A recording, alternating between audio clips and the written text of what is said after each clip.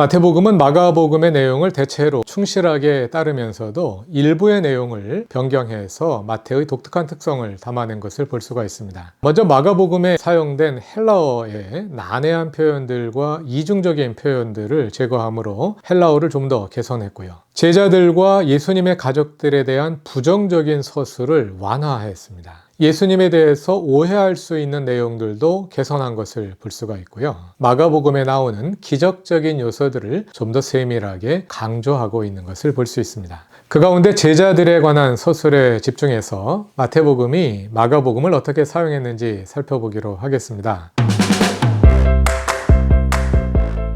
마가복음에 나오는 제자들의 모습은 굉장히 부정적이죠. 예수님의 말씀을 도무지 이해하지 못하고 같은 실수를 반복하고 또 예수님을 열심히 따르는 것 같다가도 결정적인 순간에선 두려워서 전부 다 도망가 버리고 이런 모습들이 지배적인데요. 마태복음은 그러한 모습을 일부 개선하고 있는 것을 볼 수 있습니다. 마가복음 10장 32절입니다. 예루살렘으로 올라가는 길에 예수께서 그들 앞에 서서 가시는데 그들이 놀라고 따르는 자들은 두려워하더라. 이에 다시 12제자를 데리시고 자기가 당할 일을 말씀하여 이르시되. 이 내용이 마태복음은 20장 10절에 기록되어 있습니다. 예수께서 예루살렘으로 올라가려 하실 때에 12제자를 따로 데리시고 길에서 이르시되. 비교해 보시죠. 어떤 차이가 있나요? 예수께서 그들 앞에 서서 가시는데 그들이 놀라고 따르는 자들은 두려워하더라. 이 내용이 빠져 있는 것을 볼 수가 있죠. 다른 구절에도 들어있지 않습니다. 제자들이 놀라고 두려워하는 그 모습을 마태는 삭제했습니다. 다음은 마가복음 10장 35절입니다. 이미 앞에서 2번이나 순환 예고를 하시면서 자신의 삶이 어떤 것인지를 잘 가르쳐 주셨음에도 불구하고 세 번째 순환 예고한 후에 제자들이 어떤 반응을 보이는지 10장 35절이 보여주지요. 세베대의 아들 야고보와 요한이 주께 나와 여짜오되 선생님이여 무엇이든지 우리가 주하는 바를 우리에게 하여 주시기를 원하옵나이다 하면서 뭘 해주면 좋겠느냐 했더니 37절에 여짜오되 주의 영광 중에서 우리를 하나는 주의 우편에 하나는 좌편에 앉게 하여 주십시오 하고 청탁을 하죠. 나중에 다른 제자들도 알고 화를 냈다 하는 내용인데요. 이 내용이 마태복음에는 어떻게 서술되어 있는지 살펴봅시다. 마태복음 20장 20절입니다. 그때 세베대의 아들의 어머니가 그 아들들을 데리고 예수께 와서 절하며 무엇을 구하니. 누가 청탁을 합니까? 마가복음을 보면 야고보와 요한이 직접 청탁을 했는데 마태복음을 보니까 제자들이 한 게 아니라 어머니가 한 거다 이렇게 수정을 했죠.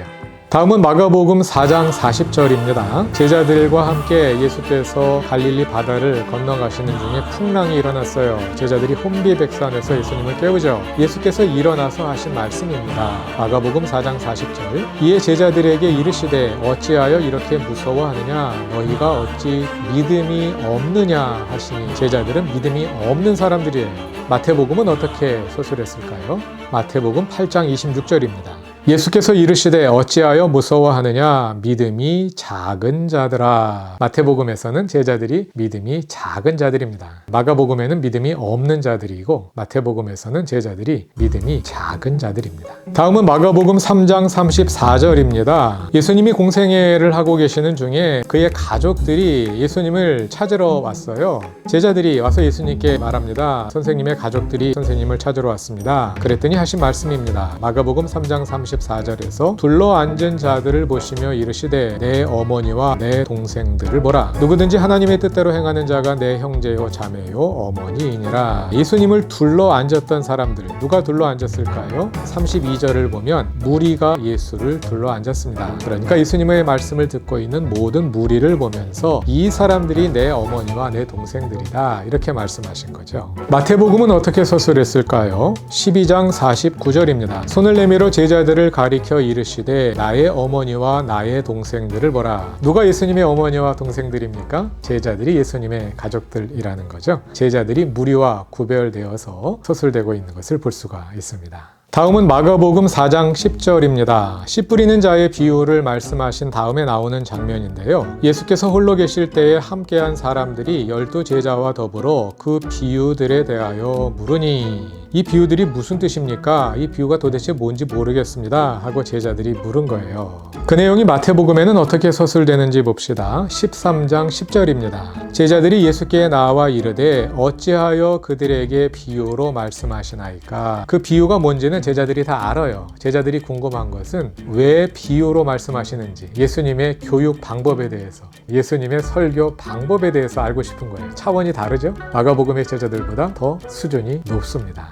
다음은 마가복음 6장 51절입니다. 마가복음에서 제자들의 무지를 보여주는 장면이 종종 배와 관련해서 등장하죠. 그 가운데 하나인데요. 예수께서 물 위를 걸어서 제자들에게 가신 그 사건입니다. 51절에 배에 올라 그들에게 가시니 바람이 그치는지라 제자들이 마음이 심히 놀라니 이는 그들이 그 떡 대시던 일을 깨닫지 못하고 도리어 그 마음이 둔하여졌음이라. 같은 장면이 마태복음에는 어떻게 서술될까요? 14장 32절입니다. 배에 함께 오름에 바람이 그치는지라 배에 있는 사람들이 예수께 절하여 이르되 진실로 하나님의 아들이로소이다 하더라. 동일한 기적 사건을 보았는데요. 마가복음의 제자들은 깨닫지 못하고 마음이 둔하여졌습니다. 그런데 마태복음의 제자들은 예수를 알아봅니다. 마가복음 8장 14절입니다. 마가복음에 나오는 배 관련 장면 가운데 하나입니다. 제자들이 떡 가져오기를 잊었음에 배에 떡 한 개밖에 그들에게 없더라. 그런데 예수께서 바리새인들의 누룩과 헤롯의 누룩을 조심하라고 말씀하시니까 이 사람들은 그냥 떡 안 가져온 것만 가지고 있어서 그 걱정만 하고 있죠.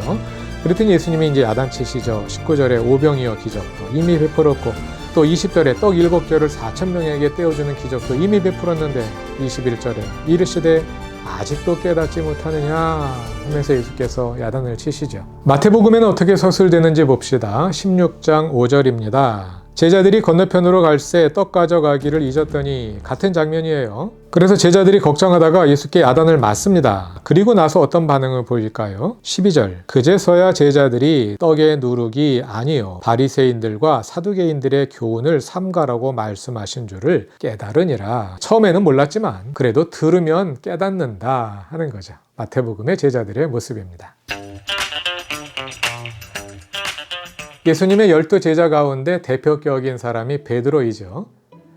제자들에 관련된 서술의 변화는 베드로에 관련된 서술에서도 특징적으로 나타나는 것을 볼 수가 있습니다. 마태복음 16장 17절부터 19절까지에는 예수께서 베드로에게 하신 말씀이 담겨 있습니다. 예수께서 제자들에게 사람들이 나를 누구라고 하느냐 그리고 너희는 나를 누구라고 하느냐 하고 물었을 때 16절에서 시몬 베드로가 주는 그리스도시요 살아계신 하나님의 아들이십니다 하고 정답을 말하지요. 그랬더니 17절에서 예수께서 말씀하십니다. 바요나 시몬아 내가 복이 있도다. 이를 내게 알게 한 이는 혈육이 아니요 하늘에 계신 내 아버지시니라. 또 내가 네게 이르노니 너는 베드로라. 내가 이 반석 위에 내 교회를 세우리니 음부의 권세가 이기지 못하리라. 내가 천국 열쇠를 네게 주노니 내가 땅에서 무엇이든지 매면 하늘에서도 매일 것이요 내가 땅에서 무엇이든지 풀면 하늘에서도 풀리리라 하시고, 이 말씀은 마태복음에만 나오는 구절입니다. 마가복음에는 담겨 있지 않습니다. 베드로에 대한 칭찬을 담고 있으면서 동시에 베드로의 이름이 무슨 뜻인지를 해석해 줍니다. 너는 베드로라. 내가 이 반석 위에 내 교회를 세우리니. 베드로라는 이름은 반석이라는 뜻인데요. 그 반석이 이 구절에서는 교회의 터가 됩니다. 그러니까 베드로라는 이름은 교회의 터가 되는 반석, 베드로의 신앙 고백, 베드로의 믿음, 이것과 관련되는 매우 좋은 뜻으로 해석되고 있는 거죠. 자, 그런데 베드로의 이름이 가지고 있는 이런 뜻이 마가복음에서도 그대로 사용되었을까요? 마가복음을 자세하게 읽어보면 베드로라는 이름이 그것과는 다른 뉘앙스를 가지고 있다는 것을 알 수 있게 됩니다. 베드로의 이름이 본래는 시몬이었죠. 처음엔 시몬에다가 예수께서 베드로로 바꾸어 주시는데요. 그 과정을 한번 구절들을 찾으면서 한번 살펴보기로 하겠습니다. 마가복음 1장 16절입니다. 갈릴리 해변으로 지나가시다가 시몬과 그 형제 안드레가 바다에 금을 던지는 것을 보시니 그들은 어부라. 시몬이라고 이름이 나오죠. 다음은 29절입니다. 회당에서 나와 곧 야고보와 요한과 함께 시몬과 안드레의 집에 들어가시니, 아직도 시몬입니다. 30절 시몬의 장모가, 또 36절 시몬과 및 그와 함께 있는 자들이, 이렇게 계속해서 시몬으로 나오다가 3장 16절에서 이름이 바뀝니다. 이 12를 세우셨으니 시몬에게는 베드로란 이름을 더하셨고, 이렇게 3장 16절에서 베드로로 이름이 바뀐 다음에 그 다음에는 계속해서 베드로로 나와요. 3장 16절까지는 시몬으로만 나오다가 3장 16절에서 이름이 바뀌고 그 다음부터는 계속 베드로로 나와요. 이렇게 이름이 바뀐 다음에 바로 다음에 나오는 4장에 씨 뿌리는 자의 비유가 들어있습니다. 메리 톨버트의 해석에 의하면 마가복음에 나오는 4종류의 땅은 마가복음에 등장하는 4종류의 등장인물들을 대표하지요. 길가는 말씀을 전혀 받아들이지 않는 예수께 적대적인 유대교 지도자들을 가리키고요. 가시떨기는 뭔가요? 재물의 유혹과 세상의 욕심 때문에 결실하지 못하는 사람들, 부자 청년, 빌라도나 헤롯과 같은 사람들. 그 다음에 옥토는 누군가요? 말씀을 바로 받아들여서 결실하는 무리들, 여인들, 이런 사람들인데, 마가복음에서 돌밭과 같은 사람들이 있어요. 누굴까요? 16절입니다. 또 이와 같이 돌밭에 뿌려졌다는 것은 이들을 가리킴이니 곧 말씀을 들을 때에 즉시 기쁨으로 받으나 그 속에 뿌리가 없어 잠깐 견디다가 말씀으로 인하여 환난이나 박해가 일어나는 때에는 곧 넘어지는 자요. 잘 믿는 것 같다가 환난과 박해에 넘어지는 자들, 그들을 대표하는 자들이 바로 예수님의 제자들이잖아요. 그러한 제자들을 돌밭으로 비유했는데요, 본문에서 돌밭으로 번역된 헬라어는 페트로데스입니다. 베드로는 페트로스, 페트로스는 돌, 반석이라는 뜻이고요. 페트로데스는 이 반석, 돌의 형용사입니다.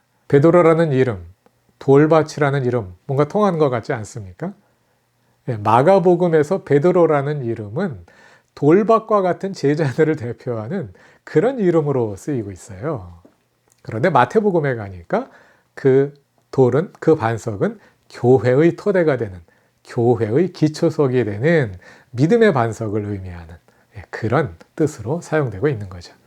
자, 이렇게 마태복음은 마가복음에 나오는 제자들의 부정적인 서술들을 많이 완화했습니다. 그러나 완전히 바꾼 건 아니에요. 여전히 마태복음의 제자들도 예수님을 의심할 때가 있고요. 두려워하는 모습도 종종 등장합니다. 또 여전히 잘 깨닫지 못합니다. 그러나 마가복음의 제자들이 아무리 가르쳐도 깨닫지 못하는 데 반해서 마태복음의 제자들은 그래도 가르쳐주면 깨닫는 거죠. 그런 모습으로 완화된 것을 볼 수가 있습니다.